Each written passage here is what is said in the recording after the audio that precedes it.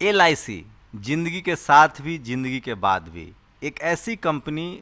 जब इस देश में साक्षरता बहुत कम थी, जीवन बीमा निगम के बारे में बहुत कम जानकारी थी, गांव ग्राम छोटे शहर के लोगों ने बचत के नाम पर जीवन बीमा कराया। और हम सब जीवन बीमा मतलब LIC मतलब जीवन बीमा। आज 64 साल का हुआ LIC। मेरे साथ KP चौधरी साहब हैं, SC ST वेलफेयर एसोसिएशन के सबसे बड़े नेता हैं, यूनियन के नेता हैं, और वो LIC में अधिकारी हैं और LIC को रिप्रेजेंट भी करते हैं। और भारत का सबसे बड़ा आर्थिक इंस्टीट्यूशन, जो पैसे का भंडार है, वो LIC। उसकी परिसंपत्ति का आप आकलन नहीं कर सकते हैं। और सचमुच इतना बड़ा भरोसा कि लोग कहते हैं कि अगर आपके घर में कोई कमाने वाला हो तो उसका LIC करवा दीजिए, उसका बीमा करवा दीजिए और आप निश्चिंत हो जाइए। LIC की उम्र 64 साल की हो गई है। आज बात करेंगे इस सफ़र के बारे में, समझेंगे कि बहुजनों की सबसे ज़्यादा भागीदारी जो है वो LIC में है, और कैसे जहाँ जहाँ बहुजन होते हैं वहाँ वहाँ इंस्टीट्यूशन मजबूत होता है। तो LIC की शुरुआत, LIC की जवानी, और 64 साल हमारे प्रधानमंत्री भले कहें कि 50 साल बाद आपको रिटायर कर देंगे, लेकिन 64 साल कोई बड़ी उम्र नहीं होती। लेकिन LIC ने जो सफ़र तय किया है 64 साल में, उसने भारत के हर शख्स को, हर नागरिक को, हर शहर को मजबूत किया है। वो कैसे किया है, इसी को जानेंगे। KP चौधरी साहब, आज आपके जो संस्थान है LIC, उसका 64 साल हो गया है, और आपकी नौकरी कितने साल की हुई, दोनों को बारे में बताइए कि कैसा महसूस कर रहे हैं।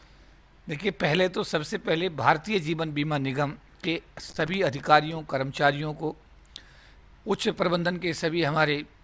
जो अधिकारी काम कर रहे हैं, सभी को मैं भारतीय जीवन बीमा निगम के 64वें इस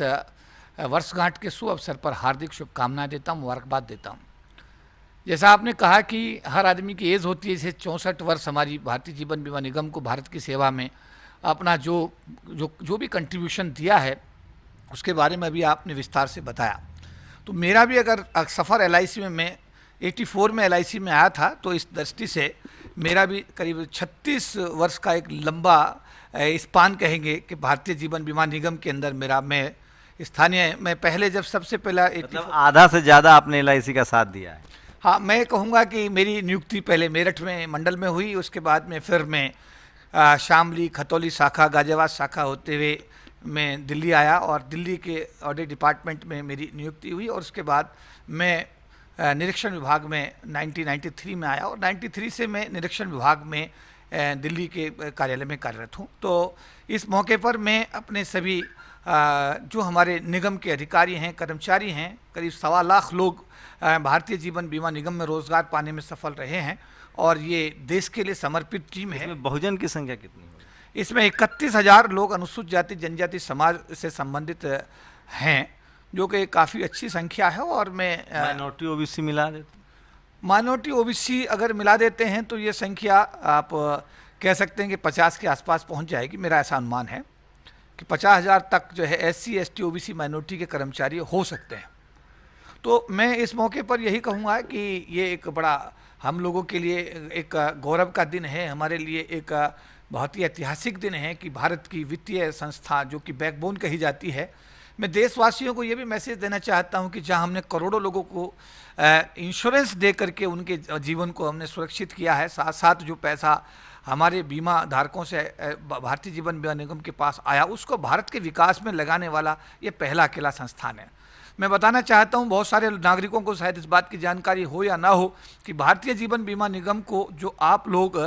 अपना प्रीमियम के रूप में पैसा देते हैं, वो आप ही लोगों के ऊपर ये भारतीय जीवन निगम खर्च करता है। जैसे आप सड़क निर्माण की बात करें, बिजली अगर विभाग की हम बात करें, अगर हम शहरी विकास में यानी कि अर्बन डेवलपमेंट की बात करें, जो भी शहर का, जो भी देश का विकास होता है, हर योजना में भारतीय जीवन बीमा निगम अपना आर्थिक अनुदान देता है, और आर्थिक अनुदान देख करके राष्ट्र को एक मजबूत करने का काम करता है। तो मैं इस मौके पर अपने देशवासियों से यही कहूँगा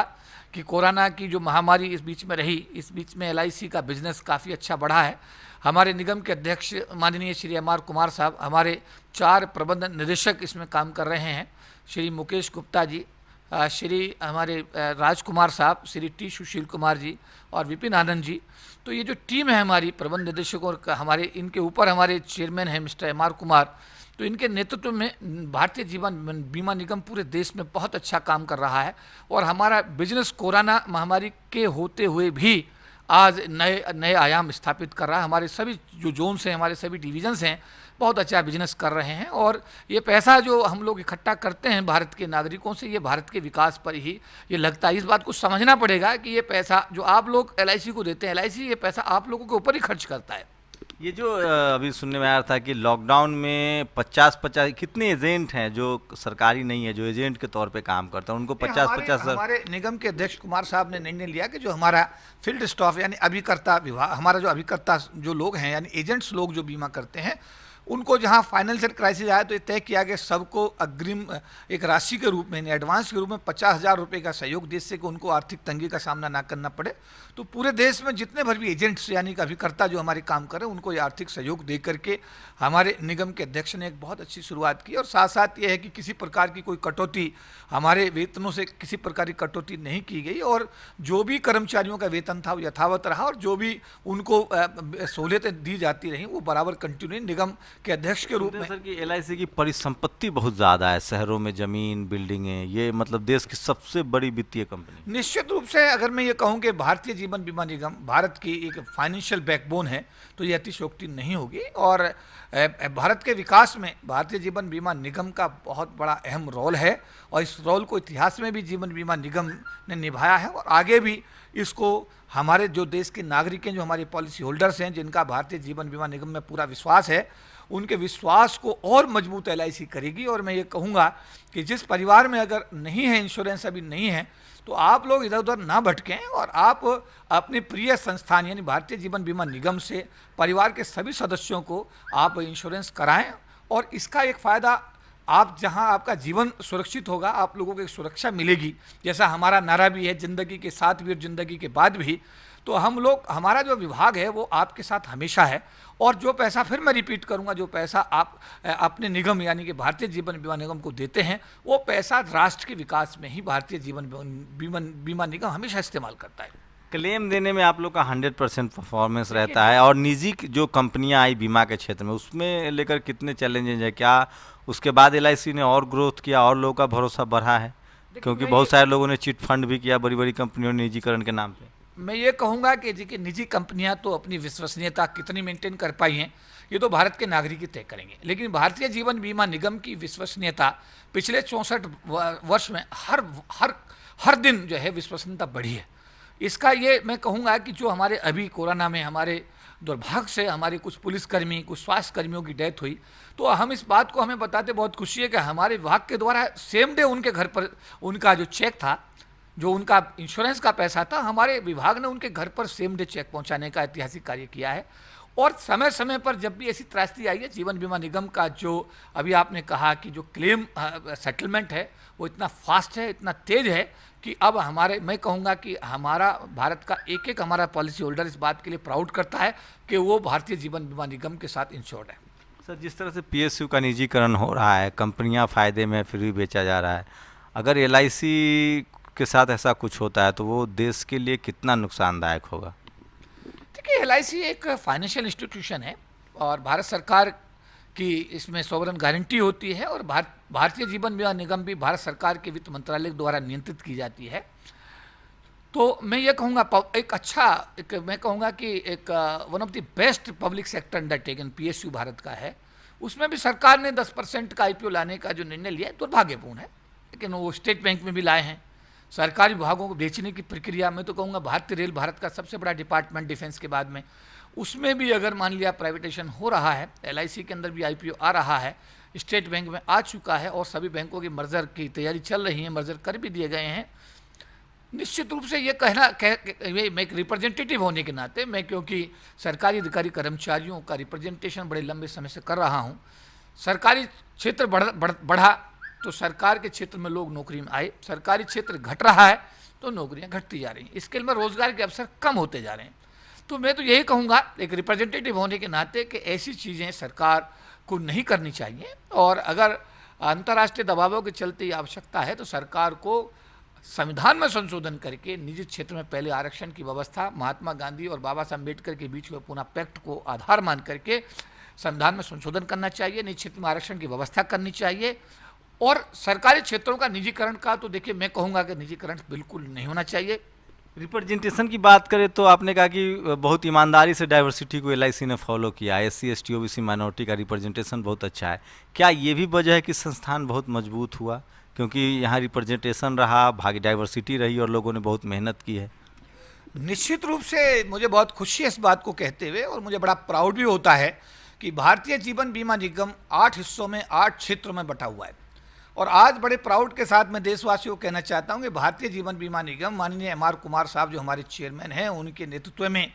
4 क्षेत्रों के जो क्षेत्रीय प्रबंधक हैं, यानी 50% में कहूँगा वो शेड्यूल्ड कास्ट शेड्यूल्ड ट्राइब के अधिकारी आज क्षेत्रीय प्रबंधक के रूप में तैनात हैं। यानी आधे भारत को आज एससी एसटी समाज के जो अधिकारी हैं वो रिप्रेजेंट कर रहे हैं, और उनका जो जोन की ग्रोथ है, they are leading the India. वो अपने भारतवर्ष में भारतीय जीवन बीमा निगम के जो बिजनेस है, चारों के चारों जोन मैनेजर्स जो हैं, मैं कहूँगा यहाँ दिल्ली के जो जोन मैनेजर हैं उनका नाम दिनेश भगत है, इसके बाद पटना जोन के जोन मैनेजर है उनका नाम महेंद्र कुमार है, और भोपाल जोन के जोन मैनेजर उनका नाम प्रकाश चंद है, और चेन्नई जोन के जो जोन मैनेजर हैं उनका के कादर सिंह साहब हैं। चारों जोन मैनेजर्स जो एससी एसटी समाज से रिप्रेजेंट करते हैं, दिन और रात निगम की उन्नति के लिए कार्यरत हैं। और मैं कहूँगा कि निगम के अध्यक्ष